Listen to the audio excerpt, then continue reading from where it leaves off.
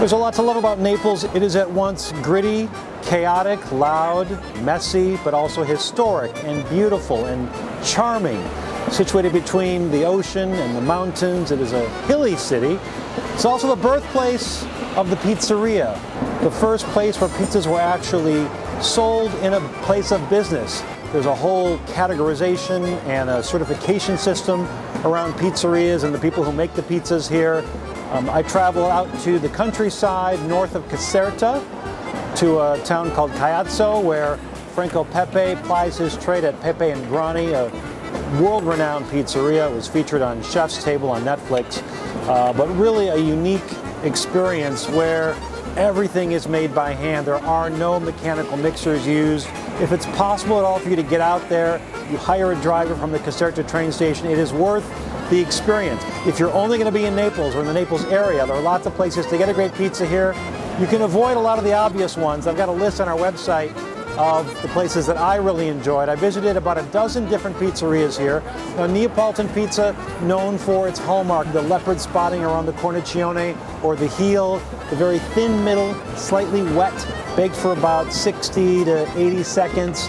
Typically, there's just two flavors, the marinara, which is tomato sauce, oregano, olive oil, and then the margherita, which has either fior di latte, which is fresh mozzarella, or mozzarella di bufala, which is made from the milk from water buffaloes.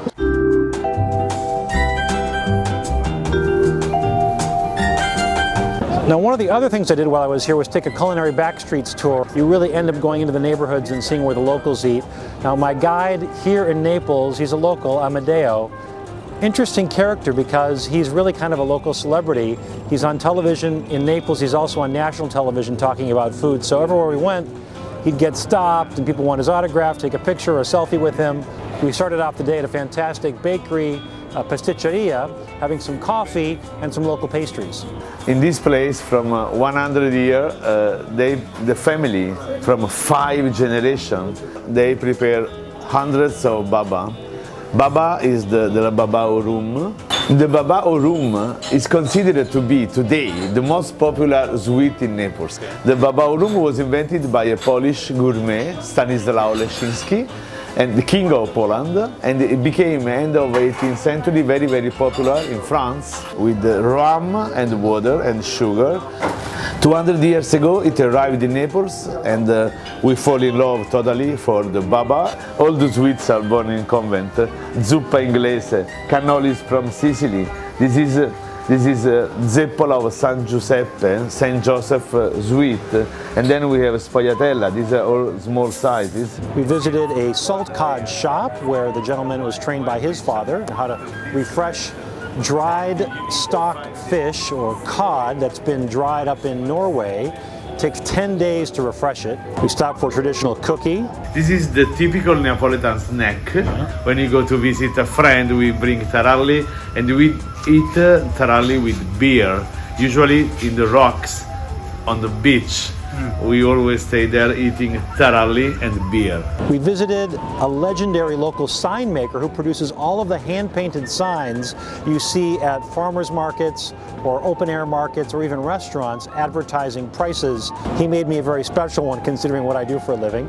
I had a gaseosa, a Neapolitan gaseosa, a traditional drink you'd have, they say, for hangovers. It's fresh lemon juice, some really weird-smelling soda water, and sodium bicarbonate.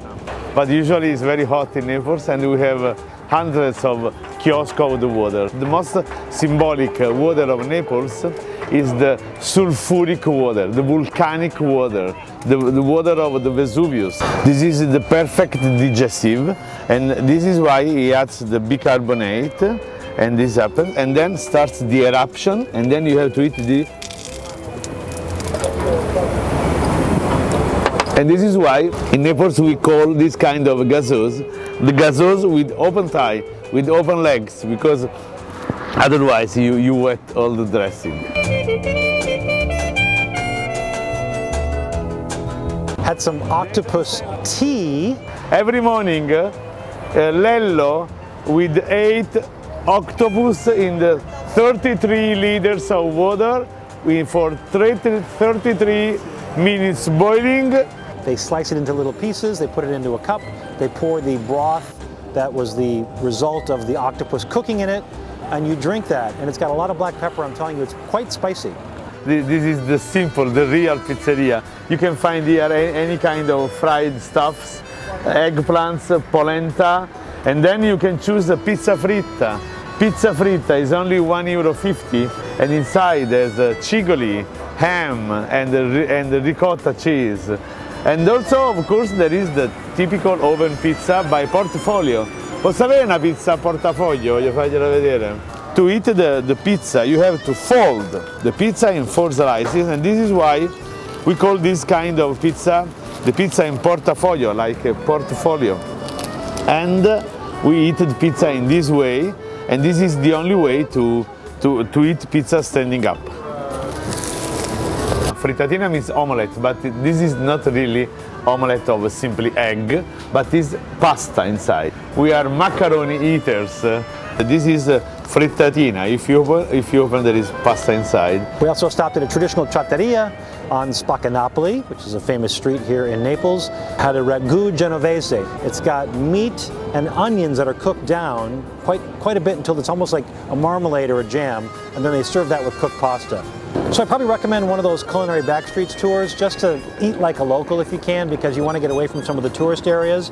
And then also check out my website and my Instagram for places I would recommend you eat Neapolitan pizza. There are several to try, but you've got to kind of know where to go. That's the latest here from Naples, Italy. I'm Steve Dolinsky. Thanks for watching, everybody.